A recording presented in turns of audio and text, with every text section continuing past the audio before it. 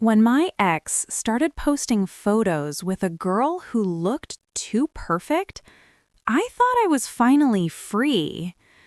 Until I saw her face. Something about her felt familiar. My best friend offered to help me figure it out, but the closer we got, the stranger things became. Photos vanished, messages changed. It was like someone was rewriting the truth one picture at a time. And somewhere in that mess of lies, I started to wonder, what if the real secret wasn't about her? What if it was about us?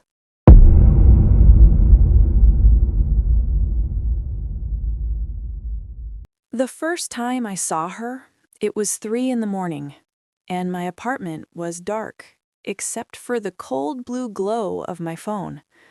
I told myself I wasn't looking for him. I told myself I was just scrolling, just passing time, just letting the night bleed into something manageable. But my thumb knew where it was going before my brain could stop it. His profile loaded slowly, the way guilt always does. And there she was. She stood beside him in front of a cafe I didn't recognize, her hand resting lightly on his arm. Her hair caught the afternoon sun in a way that looked painted rather than photographed. Her smile was the kind you see in advertisements, wide, effortless, the corners of her mouth lifted at the exact angle that suggested joy without effort. She wore a cream-colored dress that moved like water, and her skin had that porcelain quality that never quite exists in real life, not under natural light, not without filters and careful editing. I stared at that photo for so long that my phone dimmed twice. Something about her face tugged at the edges of my memory, like a song I'd heard once but couldn't place. The shape of her eyes, the way her cheekbones cut the light. I told myself I was imagining things, that heartbreak makes patterns out of nothing, that I was seeing ghosts in pixels. I scrolled down. There were more photos. A rooftop dinner, a beach at sunset, a candid shot where she laughed with her head thrown back, her throat exposed to the camera in a pose that felt too deliberate to be spontaneous. In every image, she looked flawless. Not beautiful in the way real people are beautiful, with their asymmetries and small imperfections, but beautiful in the way magazines make people beautiful, smoothed and softened and slightly impossible. I zoomed in on her face. Her skin had no pores. The lighting was always perfect, even in what were supposed to be casual shots. And her eyes, they held the same expression in every photo, a kind of distant contentment that never shifted, never deepened. No one tagged her, no one commented except strangers who left generic congratulations. She had no visible profile of her own, no linked account, no digital footprint that I could find. She existed only in his photos, only in his carefully curated version of their life together. I set my phone down on my chest and stared at the ceiling.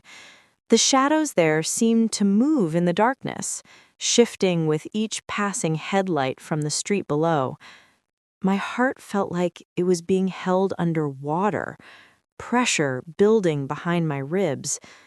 I'd spent 6 months learning how to breathe without him, teaching myself that the empty space beside me in bed was just space, nothing more.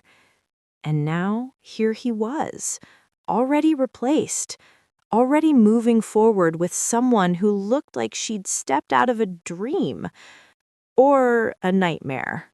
My phone buzzed. A text from Elena. She asked if I was still awake. I told her I was. She said she'd seen the photos too. She said she was sorry. She said she knew I told her not to check his account anymore, but she'd been worried about me, wanted to make sure I was okay.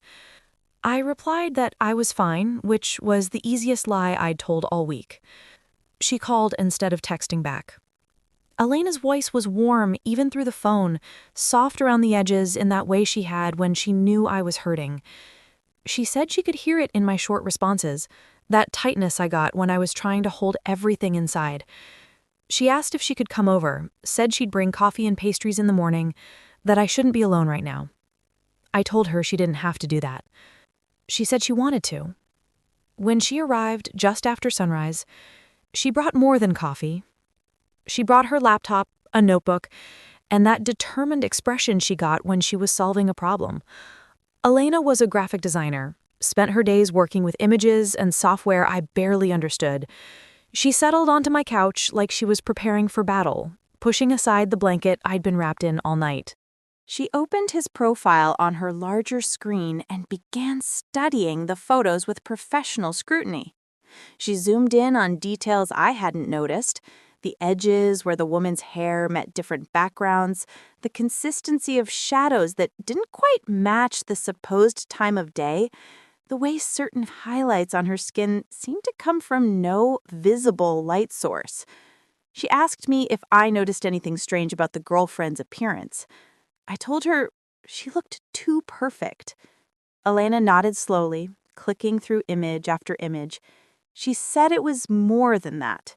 She said the woman's proportions were slightly off in a way that was hard to articulate, like someone had averaged out 100 faces and created something that was technically correct but fundamentally wrong. She pointed to one photo where the woman stood beside my ex, and the light fell on his face with natural variation, bright spots and shadows, the texture of real skin. But on her, the light seemed to flatten, to diffuse in a way that erased dimension. She asked if I wanted to know the truth. I said yes before I understood what truth she meant. Elena pulled up reverse image search tools, programs I'd never heard of, software that could analyze metadata and digital fingerprints. She worked quietly, her fingers moving across the keyboard with practiced efficiency. I sat beside her, watching the coffee grow cold in my cup, watching the morning light shift from pink to gold across my living room walls. The searches came back empty.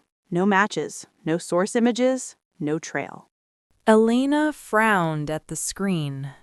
She said that was unusual. She said even heavily edited photos usually left traces, some breadcrumb back to an original. She said it was possible the images were brand new, never posted anywhere else, but that seemed unlikely, given how polished they were. She asked if I knew anyone who had access to advanced photo editing software. I shook my head. She asked if my ex had any friends who worked in tech or media. I didn't know anymore. We'd stopped sharing those details months before the breakup, stopped talking about our separate lives, until we were living completely separate lives. Strangers who happened to share an address. Elena closed her laptop and looked at me with that expression I'd seen before, the one that meant she was about to suggest something I wouldn't like. She said maybe I should let it go, that whoever this woman was, whatever was happening, it wasn't my problem anymore. She said sometimes the best revenge was moving forward, not looking back. But even as she said it, I could see the curiosity in her eyes, that same pull I felt. Something was wrong here. Something didn't fit. I told her I needed to know. She sighed, but she opened the laptop again. Over the next few days, we fell into a rhythm. I'd wake up and check his account, screenshot anything new, send it to Elena. She'd analyze it during her lunch breaks, run it through her software, look for inconsistencies. We didn't talk about why we were doing this, didn't acknowledge the obsessive quality it was taking on. It felt like solving a puzzle. Like if we could just find the right piece, everything would click into place and make sense. But the puzzle kept changing shape. Photos that had been there yesterday disappeared. New ones took their place with different backgrounds, different outfits, the same perfect face. The girlfriend's appearance shifted in subtle ways. Her hair slightly shorter in one shot, longer in another posted the same day. Details that shouldn't have been possible unless time was moving differently for her, unless reality bent around her existence. Elena started sending me screenshots at odd hours, messages that said things like, "Did you see this?" or "Compare these two." She seemed energized by the mystery, excited even. She'd show up at my apartment without calling first, settling in with her laptop and a determined expression. She'd make observations I hadn't noticed, point out patterns I couldn't see. She said once that the girlfriend never appeared in photos with anyone but my ex, that there were no group shots, no candid captures with strangers in the background, nothing that suggested she existed in the normal flow of the world. I asked what she thought that meant. She didn't answer directly. She said we needed more information, needed to dig deeper.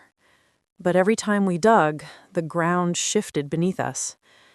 I started dreaming about her, the girlfriend.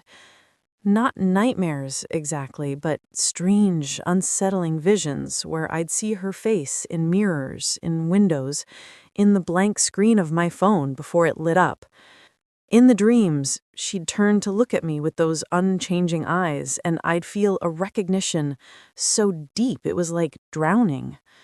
During the day, I found myself looking for her in crowds, convinced I'd seen that particular shade of hair, that exact tilt of the head. But when I looked closer, it was always someone else, always a real person with real imperfections and real presence. Elena noticed my distraction. She asked if I was sleeping enough, if I was eating. She brought me food I didn't remember ordering, stayed later than she needed to, watched me with concern that felt both comforting and suffocating.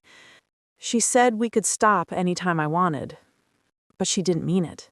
I could hear the eagerness in her voice, see the way her fingers hovered over the keyboard, ready to search, to discover, to uncover whatever truth was hiding behind those perfect pixels.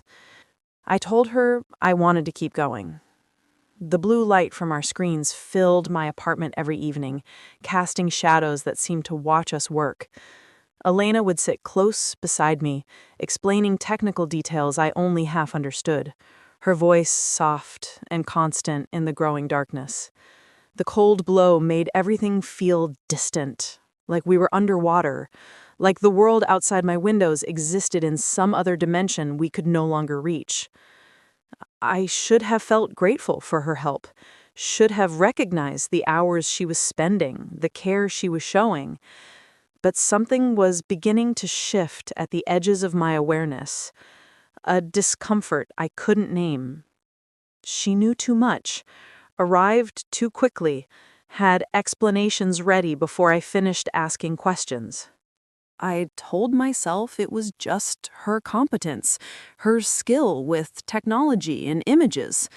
I told myself paranoia was a natural side effect of obsession, that I was seeing shadows where there were only algorithms and data. But late at night, alone in my bed, I'd replay our conversations and feel the wrongness of certain moments. The way she'd deflected when I asked how she found certain information. The slight pause before she answered questions about software capabilities. The too perfect timing of her discoveries. 3 weeks after I first saw those photos, I opened his profile and found it completely transformed. The girlfriend was gone. Every image of her had been deleted, replaced with older photos. Pictures I recognized from before our breakup. The timeline had been rewritten. history edited with the same ease as a document on a screen. I called Elena immediately. She sounded surprised when she answered, asked what was wrong. I told her about the deletion, about the sudden erasure of weeks of posts. There was a long pause before she responded. She said that was strange. She said maybe he'd had second thoughts about making his relationship so public. She said maybe the girlfriend had asked him to take them down. But her voice had changed. That warmth had cooled into something more careful, more measured. I asked if she'd been checking his account that morning. She said no, said she'd been too busy with work projects, hadn't thought about it in days. But I'd received a screenshot from her just the night before. The obsession had shifted from curiosity to something darker, something that kept me awake, counting the hours until sunrise. My apartment felt smaller, the walls pressing in with their accumulated shadows. I stopped responding to messages from other friends, stopped pretending I had anywhere else to be. The investigation had become my entire world, and Elena was my only companion in it. The metadata told stories the images tried to hide. Elena showed me how to read the information embedded in digital files. Creation dates, modification timestamps, camera models, software signatures. She taught me the language of pixels and compression, explained how images degraded with each edit, how truth left traces, even when someone tried to erase it. We found inconsistencies everywhere. A photo supposedly taken on a Tuesday had metadata showing it was created on a Friday. Images that appeared to be shot outdoors had indoor lighting signatures. Timestamps jumped backward and forward, suggesting edits that shouldn't have been possible, revisions that rewrote not just the photos, but the entire timeline of their existence. Elena seemed to thrive on each new discovery. She'd arrive at my door with coffee and determination, spreading her equipment across my living room like a detective building a case. She'd work for hours, barely looking up, her focus absolute and slightly frightening in its intensity. She said she'd never seen anything quite like this, that the level of manipulation suggested professional tools, expensive software, someone who really knew what they were doing. I asked who would go to such lengths. She said she didn't know, but we'd figure it out. But every time we got close to an answer, the evidence disappeared. I'd save a photo to my device, only to find the file corrupted when I tried to open it. Links Elena sent me would lead to error pages. Screenshots would come out blurred or distorted, as if something was actively working to prevent us from capturing proof. She suggested maybe my phone was having issues, that I should back everything up to the cloud, let her manage the digital storage. She said she had secure servers through her work, that she could keep copies of everything safe where they wouldn't be accidentally deleted or lost. I agreed without thinking much about it. It made sense. She was better with technology than I was, more organized, more methodical. But 3 days later, when I asked to see the files she'd backed up, she said there'd been a glitch, that the transfer hadn't completed properly, that she was still trying to recover what she could. I felt something crack open inside my chest, a hairline fracture in the trust I'd been building my world upon. That evening, I sat alone in my apartment after Elena left, trying to piece together the timeline of our investigation. I pulled out old notebooks where I'd written down observations, trying to create a physical record that couldn't be corrupted or erased. But as I read through my own handwriting, I found gaps in my memory, moments I couldn't quite recall, conversations with Elena that seemed to shift depending on which day's notes I referenced. I'd written on Tuesday that we'd discovered the girlfriend's account, a private profile with no posts, no followers, just a name and that same perfect face. But on Wednesday, my notes said we'd never found an account, that she existed only in his photos. Both versions were in my handwriting. Both seemed equally real and equally impossible. The confusion felt like vertigo, like standing on the edge of something vast and unknowable. I called Elena and asked her about the account we'd found. She paused before answering. She said we'd never found an account. She said I must be mixing up memories, that the investigation was taking a toll on me, that maybe I needed to take a break. But I could hear something in her voice, a tension that hadn't been there before. Or maybe had always been there and I was only now learning to recognize it. I told her I was sure we'd found it, that I remember us looking at it together, discussing whether to send a follow request. She said gently that I was remembering wrong, that exhaustion did strange things to memory, that I should get some rest and we'd talk in the morning. The next morning, Elena showed up earlier than usual. She looked tired, her eyes shadowed in a way I hadn't noticed before. She brought breakfast and acted like our conversation from the night before had never happened.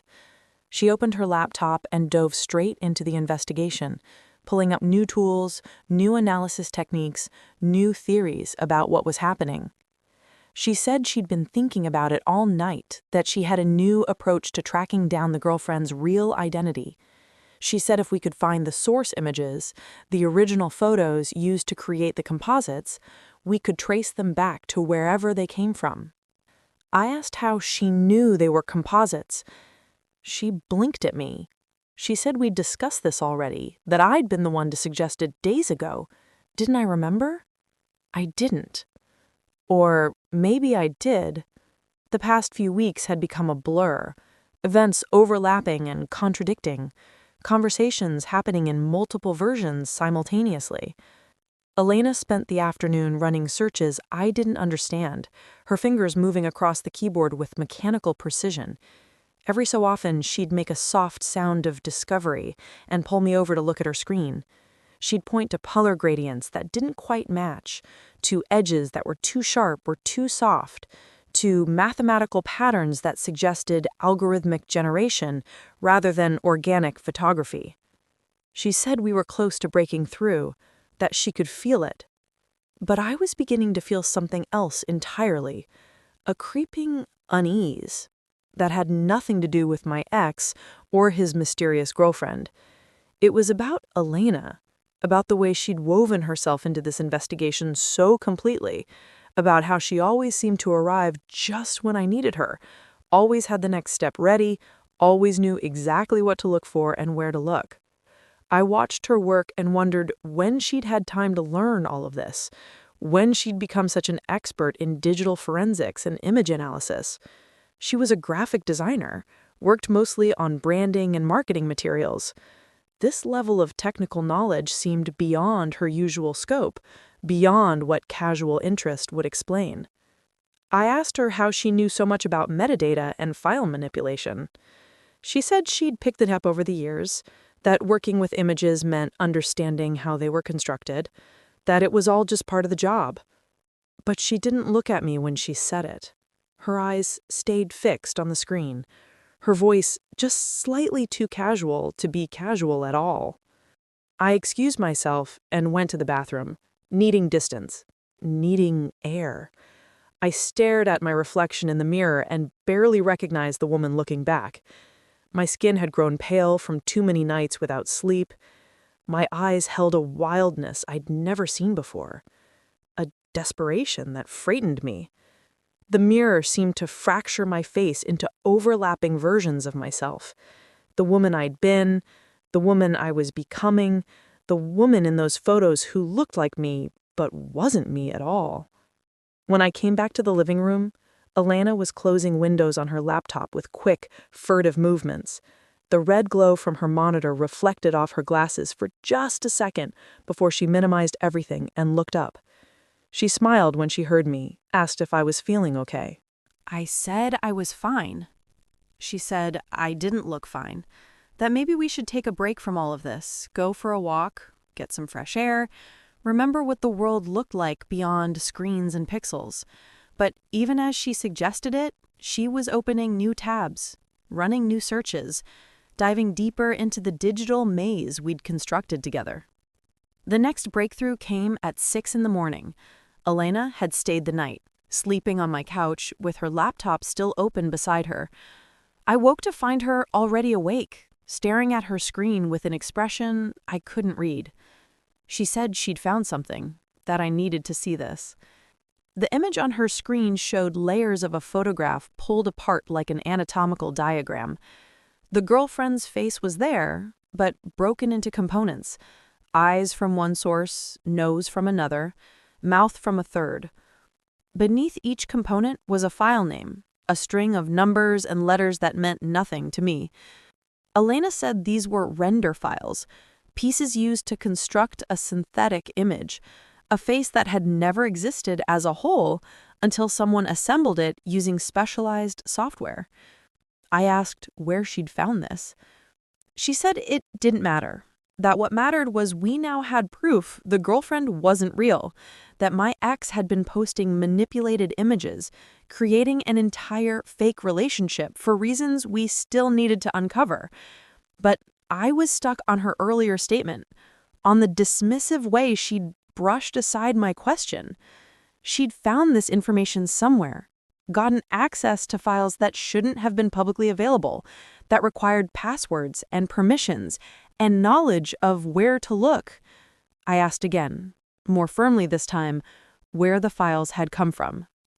Elena's expression shifted, that warmth draining away into something cooler, something that made the air between us feel suddenly thin. She said a friend had helped her, someone who worked in digital security, that she'd called in a favor. Her gaze slid away from mine even as she spoke, her fingers continuing to scroll through screens I couldn't see from my angle. I asked, what friend? She named someone I'd never heard her mention before, gave details that felt rehearsed rather than remembered. I sat down on the couch beside her, my legs suddenly unreliable. The room seemed to tilt slightly, the walls breathing in ways walls shouldn't breathe. I felt like I was watching our friendship through a distorted lens, seeing for the first time all the small inconsistencies I'd been ignoring. Elena reached out and touched my hand. She said I looked pale, asked if I needed water, if I wanted her to make tea. Her touch felt wrong. Too warm. Too familiar. Too much like comfort designed to distract rather than console. I pulled my hand away and asked her why she was really helping me. She looked genuinely confused by the question. She said because we were friends, because she cared about me, because seeing me hurt over someone who was clearly lying and manipulating made her angry on my behalf. But her confusion felt performed, her concern too perfectly calibrated. I told her I needed to be alone for a while, that I appreciated everything she'd done, but I needed space to think. Something flickered across her face, disappointment or relief. I couldn't tell which. She said she understood, that I should call her if I needed anything, that she'd check in later to make sure I was okay. She packed up her laptop and her notebooks, gathered her things with careful efficiency. At the door, she turned back and said something that made my blood run cold. She said we were so close to the truth, that it would be a shame to stop now when we'd invested so much, that some mysteries were meant to be solved no matter the cost. I closed the door behind her and stood in the sudden silence of my apartment. The space felt larger without her presence, emptier and somehow cleaner, like a room after someone's been smoking in it for hours and finally opened a window. I didn't call her that day, or the next, or the day after that. Instead, I went back to the beginning, scrolling through my ex's profile with fresh eyes, looking not for evidence of the girlfriend, but for patterns in Elena's involvement. When had she first offered to help? Had I asked her, or had she volunteered? How had she known to bring her laptop that first morning, as if she'd been preparing to investigate before I even mentioned needing answers? The timeline didn't make sense. Nothing made sense. On the fourth day of silence, I woke at 3 in the morning to find 19 missed calls from Elena and a series of increasingly frantic texts. She said she'd made a mistake, that there was something she needed to tell me, that I wasn't going to like it, but I deserved to know. I stared at the messages for a long time, my thumb hovering over the call back button. I didn't press it. Instead, I got up and made coffee, sat in my kitchen while the city began to wake beyond my windows. The sunrise painted everything red, the sky, the buildings, the surface of my coffee cup. Red like warning. Red like blood. Red like the truth I'd been avoiding since this all began. Elena sent one more message as the sun fully rose. She said his profile had been updated again, that the girlfriend was back, that there were new photos I needed to see. I opened the profile. The girlfriend stood in front of a restaurant I recognized, the Italian place 3 blocks from my apartment, the one where Elena and I had shared countless dinners over the years. She wore a dress I'd seen before, though I couldn't quite place where, and her face, that too perfect face, finally clicked into focus in my memory. She looked like me. Not exactly, not obviously, but the underlying structure was there, the spacing of the eyes, the shape of the jaw, the curve of the mouth. Someone had taken my features and smoothed them into an idealized version, corrected what they saw as flaws, enhanced what they saw as assets, created a perfected copy that was both me and not me at all. In the screen's reflection, I could see my own face overlapping with hers, 2 versions of the same woman pulsing in and out of focus, one real and one rendered, both trapped in the same terrible moment of recognition. I sat very still as the understanding washed over me in cold, nauseating waves. Elena had built this. Elena had created the girlfriend using images of me, had fed my face into whatever software generates synthetic humans, had crafted a perfect replacement for what my ex had lost. And she'd led me on this entire investigation, controlled every discovery, manipulated every breadcrumb, kept me focused on the mystery while she refined her creation, tested her work, ensured the illusion held. But why? The question echoed through my empty apartment, unanswered. Elena came to my door that evening without calling first. She stood in the hallway holding her laptop case, her face carefully composed into that familiar expression of concern. She said we needed to talk, that she could explain everything, that it wasn't what I thought. I let her in because I needed to hear her say it, needed to hear the truth from her mouth even though I already knew it in my bones. We sat on opposite ends of the couch, the distance between us measured in more than inches. The red sunset light came through my windows, staining everything the color of endings. Elena set her laptop on the coffee table, but didn't open it.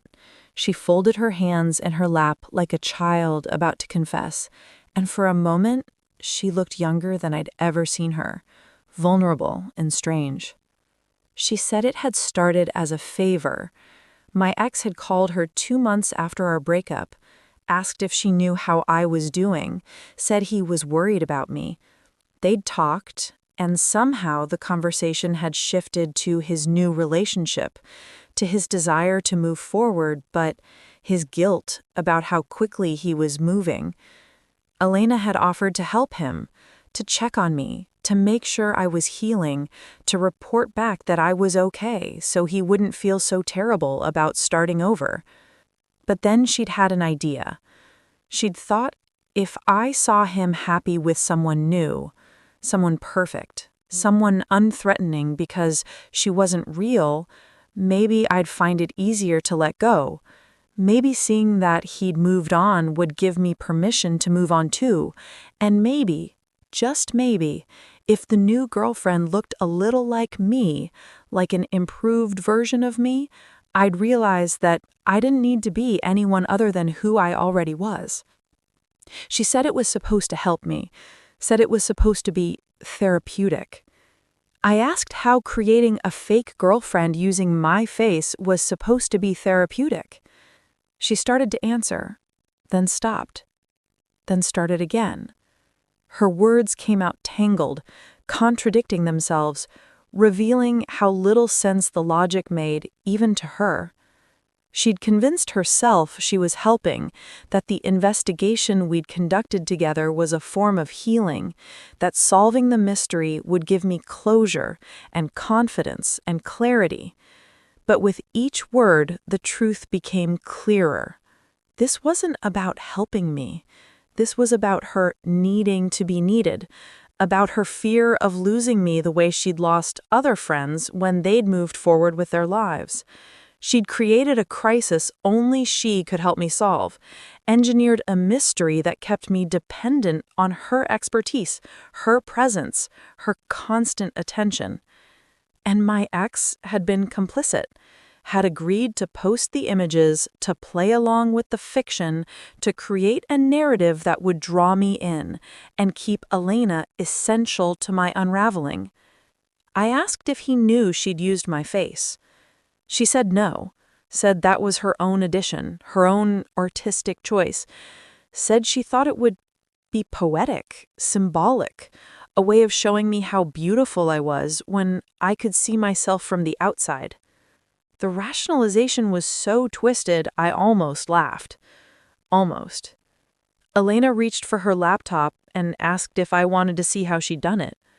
She opened the screen and I caught a glimpse of a folder labeled render_01 before she navigated away. She said she could show me the software, the process, the countless hours she'd spent perfecting each image. She said it was actually quite beautiful when you understood the artistry involved, the technical skill required. I told her I didn't want to see. She set the laptop down with a soft click. The sound echoed in the silence that followed, filling all the space where friendship used to live. She said she was sorry, said she'd gotten carried away, said she'd convinced herself the ends justified the means, said she'd never meant to hurt me. But hurt was too small a word for what I felt. Betrayal was closer, but even that didn't capture the completeness of it, the way trust had been systematically dismantled, the way my reality had been rewritten without my consent, the way my face had been stolen and used to manipulate my healing. I asked her to leave. She stood slowly, gathering her things with hands that shook slightly. At the door, she turned back one last time. She said she hoped I could forgive her someday, that she hoped I'd understand she'd been trying to help, that everything she'd done had come from a place of love. I said nothing, just held the door open, waiting. She walked out into the hallway, and I closed the door behind her with a soft click that sounded like finality. The apartment felt different after she left, lighter somehow, despite the darkness falling outside. I sat in the growing shadows and let myself feel everything I'd been holding back. The anger, the grief, the strange relief of finally understanding, the exhaustion of months spent chasing shadows that had been cast deliberately to keep me running. I opened my laptop and navigated to my ex's profile one last time. The girlfriend was still there, still perfect, still wearing my face like a mask. I looked at her for a long moment, studied the ways she was and wasn't me, the places where my features had been improved and idealized and made into something they'd never been. And then I blocked the account, deleted the app, closed the laptop. I spent the night alone, truly alone, for the first time in months. No phone checking, no screenshot analysis, no Elena beside me planning the next phase of investigation, just me and my apartment and the slow passage of hours toward morning. Sleep came in fragments. I dreamed of faces that kept shifting, of mirrors that showed different reflections each time I looked, of photographs that rewrote themselves while I watched. But the dreams felt clean somehow, like my mind was processing and purging, making room for something new. The sun woke me just after 6. I got up and went to the window, watched dawn paint the city in shades of silver and gold. The light felt different than it had in weeks, clearer, sharper, more real. My phone sat on the nightstand, dark and silent. No messages from Elena, no notifications, no crisis demanding my attention. I picked it up and scrolled through my photos, looking for images of myself. There weren't many. I'd never been someone who documented her life obsessively, never felt the need to prove my existence through curated moments and perfect lighting. But the photos I found showed someone I'd forgotten. A woman with messy hair and a genuine smile. A woman who laughed too loud and wore mismatched socks and existed without apology. A woman who wasn't perfect, but didn't need to be. I'd spent months chasing an idealized version of myself, investigating a mirror that showed me what I supposedly should be. But the real me, the flawed, complicated, beautifully imperfect me, had been here all along. Over the next few weeks, I built a new routine. I started running in the mornings, feeling my body move through space without screens to mediate the experience. I called friends I'd neglected, made plans that had nothing to do with mysteries or investigations. I cleaned my apartment, purging the accumulated debris of obsession, old screenshots, printed photos, notebooks filled with theories. Elena tried to reach out several times, long texts explaining and apologizing and asking for another chance, voice messages where I could hear her crying, emails with subject lines that said things like, "Please," and "I miss you," and "Let me make this right." I didn't respond. Not because I was trying to punish her, but because I didn't have anything to say. The friendship we'd had was built on a foundation that had turned out to be fiction. And I was tired of fiction, tired of constructed narratives and carefully designed experiences. I wanted something real, even if real meant starting over, even if real meant being alone for a while. My ex called once too. I let it go to voicemail. He said Elena had told him what happened, that he wanted to apologize, that he'd never meant for things to get so complicated. He said he deleted all the photos, that the girlfriend was gone for good, that he hoped we could eventually talk and clear the air. I deleted the message without listening to the end. Some conversations didn't deserve to be finished. Some endings were better left abrupt and clean. One morning, about a month after everything fell apart, I ran into Elena at the coffee shop we used to frequent together. She stood in line ahead of me, her back to the door, her shoulders tense in a way I recognized. For a moment, I considered leaving before she saw me, but that felt too much like hiding, too much like letting her actions continue to dictate my movements. I stayed in line. She turned when she heard the door chime, and our eyes met across the small space. Her face cycled through several expressions: surprise, hope, fear, resignation. She looked thinner than I remembered, tired in a way that makeup couldn't hide. She said my name, like a question. I nodded in acknowledgement, but said nothing else. We stood in awkward silence while the line moved forward. When it was her turn to order, she glanced back at me one more time, and I saw something in her face that might have been understanding. She ordered her coffee and left quickly, not trying to start a conversation, not forcing an interaction I clearly didn't want. I watched her through the window as she walked away, her figure growing smaller with distance, until she turned a corner and disappeared. There was a time when I would have run after her, when I would have given her another chance, when I would have convinced myself that forgiveness was the same thing as friendship. But I'd learned the difference now. I ordered my coffee and sat by the window, watching the city move past in its endless rhythm. People came and went, living their real lives, their messy, imperfect, authentic lives. And I was one of them again, finally. Just another person in the flow, no longer chasing ghosts, no longer trying to solve mysteries that had been designed to keep me trapped. My phone buzzed with a notification. For a moment, my heart jumped, old habits dying hard. But when I looked, it was just a message from a colleague, asking about work. Something normal and boring and wonderfully simple. I responded with a brief reply and put my phone away. The woman who had replaced me in those photos wasn't real.